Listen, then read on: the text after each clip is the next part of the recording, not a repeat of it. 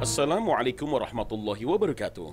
Pemirsa Khazanah, beredarnya foto seorang kakek tak berdaya di kerangkeng di media sosial banyak mendapat tanggapan beragam di masyarakat, hingga mengundang simpati mendalam dari banyak pihak.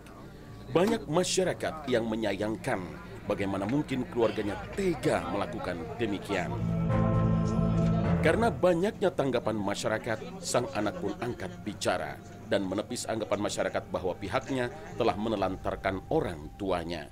Ia menjelaskan bahwa pihaknya memang sengaja membuatkan ruangan kecil di belakang rumah karena orang tuanya sudah lumpuh dan sering buang kotoran di mana-mana. Namun saat pihak kepolisian datang dan memeriksa kondisinya, tempat itu memang jauh dari layak. Maka polisi pun membawa orang tua lumpuh ini untuk mendapatkan perawatan. Beberapa peristiwa yang terjadi di masyarakat tentang orang tua yang kurang mendapat perhatian menjadi catatan tersendiri. Bagaimana mungkin orang yang pernah melahirkan dengan susah payah dan membesarkan anaknya dengan jiwa dan raga, justru di masa tuanya tidak mendapat perhatian bahkan dari keluarganya sendiri. Padahal agama telah mengajarkan bahwa perintah bakti pada orang tua itu bersandingan dengan perintah mentauhidkan Allah Subhanahu wa Ta'ala. Allah Subhanahu wa Ta'ala berfirman, "Dan Tuhanmu telah memerintahkan supaya kamu jangan menyembah selain Dia, dan hendaklah kamu berbuat baik pada ibu bapakmu dengan sebaik-baiknya." Al-Quran Surah Al-Isra ayat 23. Dan kami perintahkan kepada manusia berbuat baik kepada dua orang ibu bapaknya.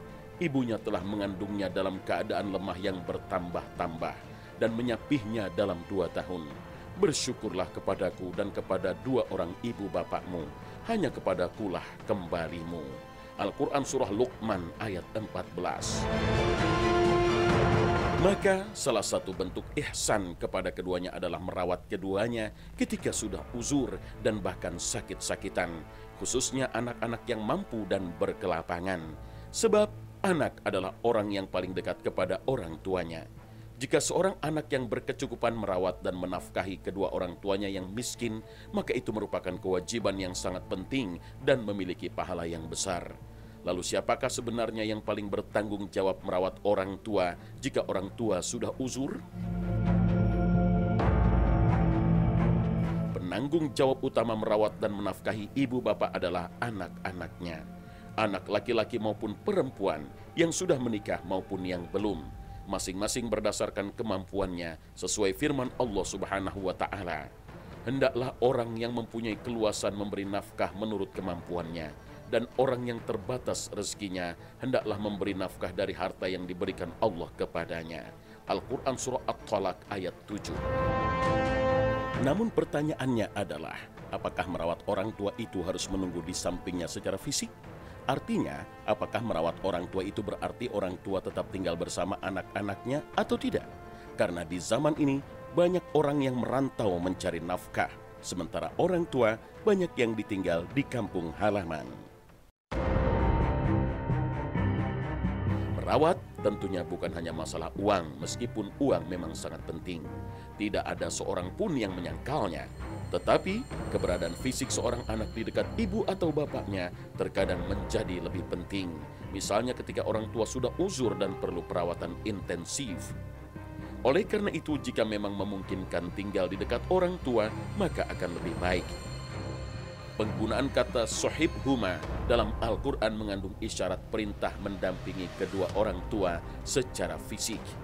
Dalam sebuah hadis, Nabi SAW juga pernah menolak seorang sahabat saat meminta izin untuk ikut berjihad karena menurut pertimbangan beliau, orang tuanya sudah uzur dan perlu ditemani. Namun di sini tetap berlaku asas kemaslahatan. Maksudnya, bila dengan menemani orang tuanya, dia harus meninggalkan pekerjaan dan pada gilirannya malah tidak bisa membiayai kedua orang tuanya, maka perlu dicari jalan lain. Misalnya, bila saudaranya lebih dari satu, bisa bergantian. Semua ini terkait dengan masalah teknis, tidak ada petunjuk khusus dalam agama.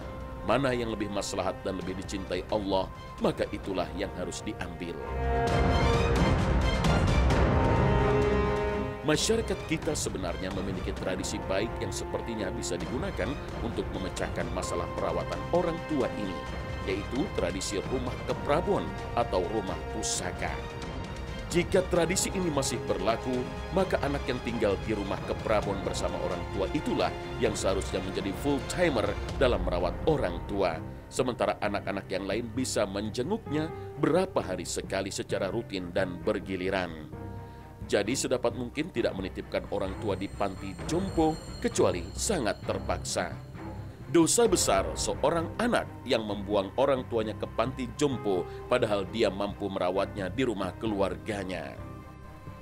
Akan tetapi bila orang tua hidup sebatang kara atau dua batang kara atau punya anak tetapi anaknya tidak mampu merawatnya karena miskin atau mentalnya terbelakang, maka siapa yang harus merawatnya? Bila memiliki kerabat selain anak yang masih terkait hubungan mahram, maka kerabat itulah yang harus merawat.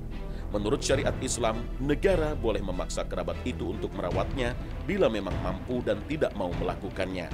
Bila tidak memiliki kerabat atau memiliki tetapi tidak mampu, maka tanggung jawab merawat orang itu berada di pundak umat, masyarakat, atau bisa diambil alih negara.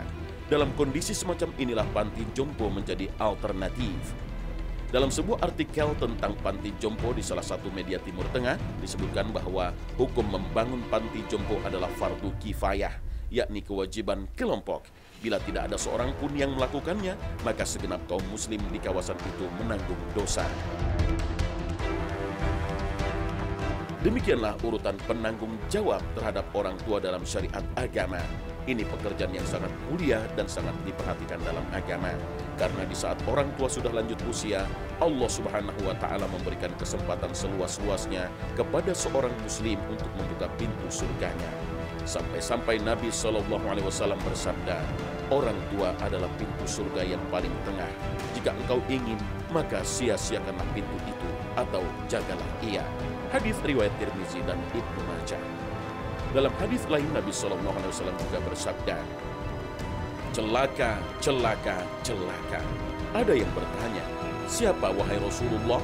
Beliau menjawab, orang yang mendapati salah satu atau kedua orang tuanya telah berusia lanjut, tetapi tidak membuatnya masuk ke dalam surga.